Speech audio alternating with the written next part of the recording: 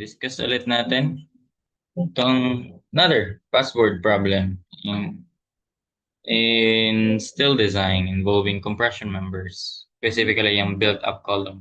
And there's lumalabas to, yung beses na tong box column na dalawang channel, yan, pinag, ano ito, pinag-meet mo yung dalawang edge nila, both edge, yan, naka-form ka ng box column. Lumalabas yun sa boards, ilang beses na yan.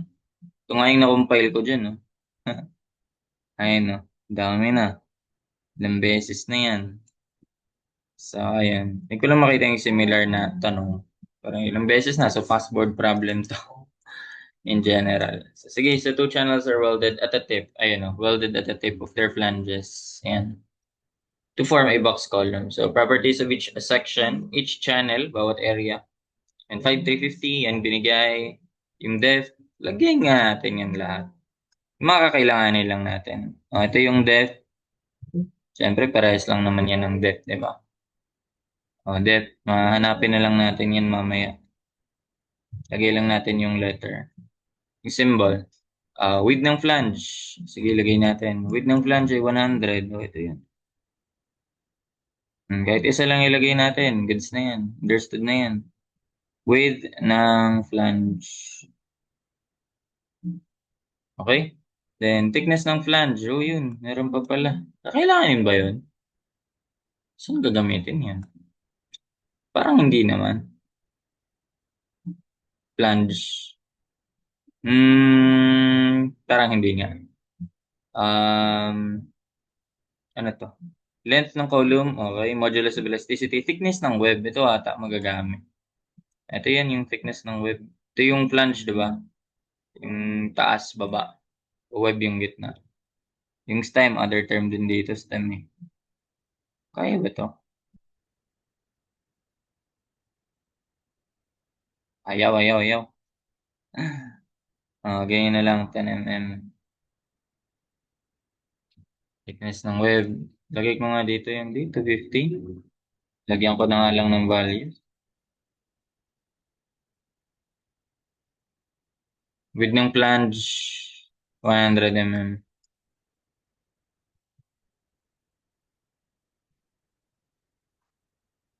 Meron pa kayang yung lalagyan mo ng plate sa taas. Ganun lang. Na-modify lang siya, built-up column. Okay, binigyan tayong moment of inertia about X and about Y.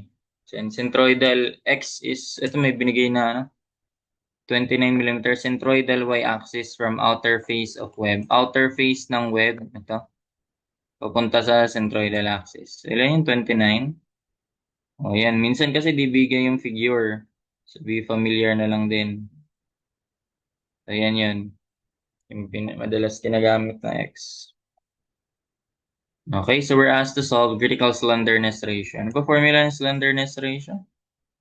Slenderness ratio ay KL over R. Slenderness ratio ay KL over R. Slenderness ratio with respect to X. Critical slenderness ratio, no? So, KX tapos R. Okay. Ano yung R? Di ba yung R, yung radius of gyration? Wala kasi binigay na value eh. So, formula base mo yun makukuha. Square root ng moment of inertia over area yan. Tanong, paano mo makuha yung moment of inertia? Sa IX, madali mo lang kunin yung moment of inertia. 'Di ba? Kasi, andito lang din naman yan eh. Andito lang yan. Yung sa centroidal axis lang din yung moment of inertia about X. Ang sa Y, ang naiba. 'Di ba? Kasi initially, nandito yan sa, yung may linya na yan. I-block ko nga ulit. Ayan, nandito. Kaya ngayon yung X eh. Distance. Nandito rin yan sa kabila. So, ita-transfer mo yan dito sa gitna. So, yun yung gagamitan natin ng transfer formula. So, ito pangalanan natin tong ano. So, ito yung magiging, wala na ako ipapangalan dito na Erekta ko na siya, operational. So, that is width ng flange, bawas mo lang yung X. Width ng flange, bawas mo yung X. Width ng flange. bawas mo yung x. So, yun yung pang ano natin, para ma-transfer siya dun, yung moment of inertia with respect to y-axis. So, ito, madali na lang to. So, KL over R. K, binigay naman kasi eh. Ang K, ang sabi ay 1 for both axis. Ibig sabihin, hinged yun.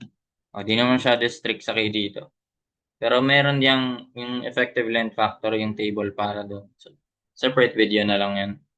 Okay, tapos ang length na millimeters tayo, 8,000. Wala naman sinabing ano, di ba?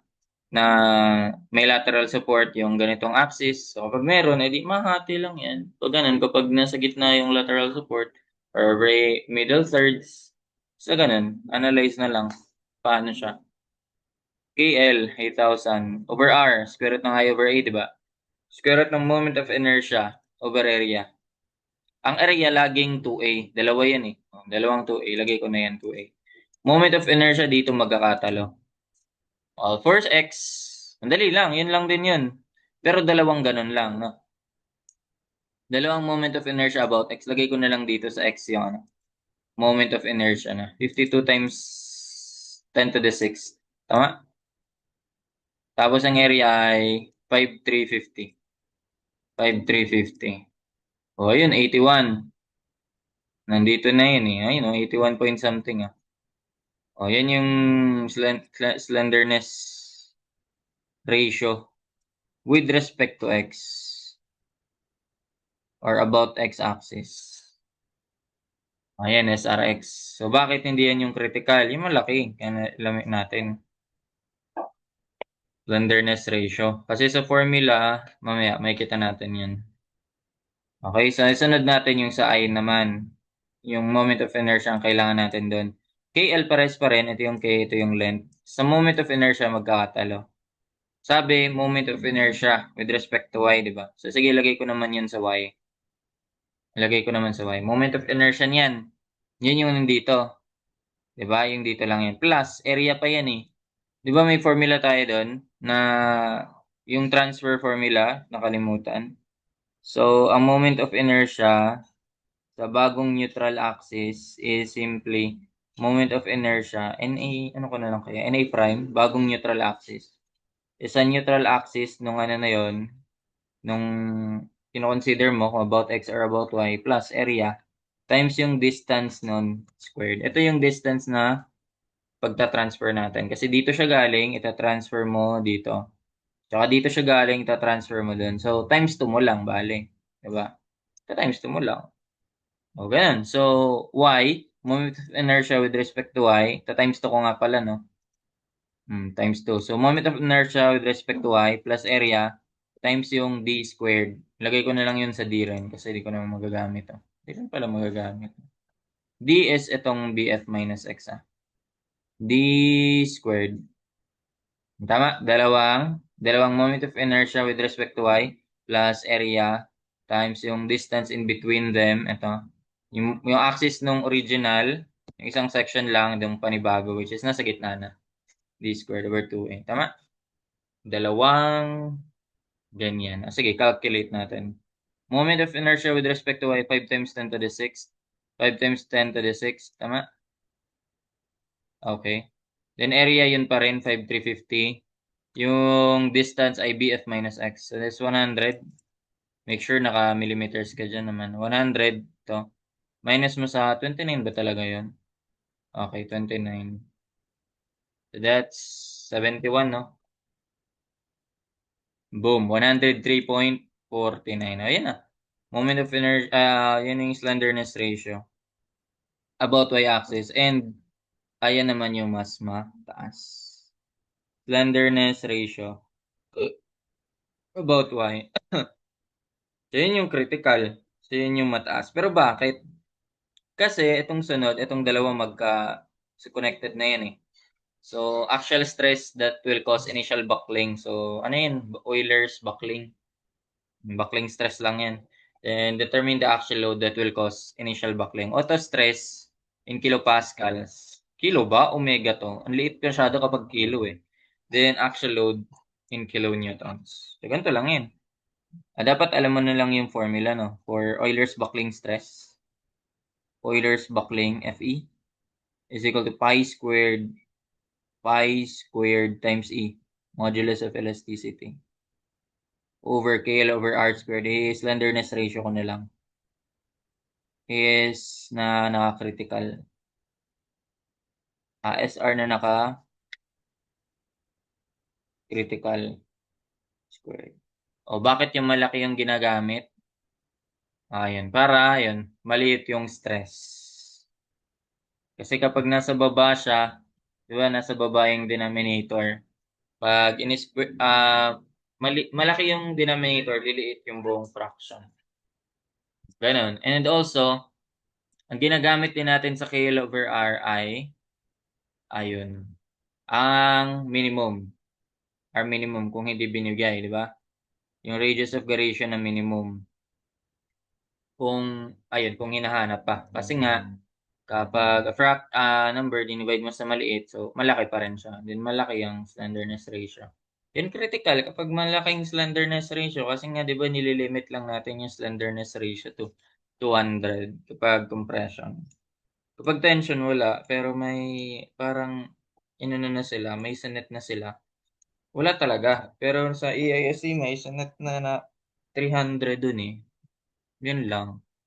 Pero wala talagang limit for tension. Ano lang naman yung cause ay prone sa slender eh, your buckling, yung mga ano lang, compression lang, di ba? So, iba naman yung mode of failure kapag tension kasi. So, ayun. So, pi squared E, critical slenderness ratio. Lagay ko na yun to sa C, critical. O, yan, pi squared E, pi squared times E. Binigay ba yung E? O, yan, dapat alam, kabisado mo yan. For steel, 200,000. Pi squared E to scale over R squared. Tama? Okay, over R squared. Ayan, 184. O, yan. Pero ang tanong, ano unit niyan? Di ba unitless to? Ito unitless pi. Ito lang yun. Megapascals yan, oh. Megapascals, 200,000. 200,000 nilagay ko eh. Gigapascals. Pero gagawin ko 200,000. So, megapascals dapat ang unit ng stress natin dito. Ang late masyado kung kilopascals. Magkikilopascals ka lang sa geotech eh. Yung effective stress, di ba? Kilopascals lang yun. Mga ganun. Ma'am. Pero ito, ang lalaki niya, ang values na yan. Mega na yan, million pascals yan. So, ayun, 184. And finally, ayan, actual load that will cause initial buckling. Eh di, ano ba yan? Di ba stress is force over area? Ayan, stress is force over area. O pag force hinahanap, stress times area. O kaya ang ginagamit naman natin na symbol for that is P. Okay? That is just yung stress times area. Yun. O yan, di ba naka-Newton per millimeter squared tayo for stress times area millimeter squared din. O naka-Newton yung sagot natin dyan. Tuloy mo lang yan. Times area. Oy, nangyari. Nawala yung A. Nawala na tuloy. Di na yun nakaano no. Tama ba? Stress. Times twice ng area pala. Kulang pala ako kanina. And 1872. 1972. 18.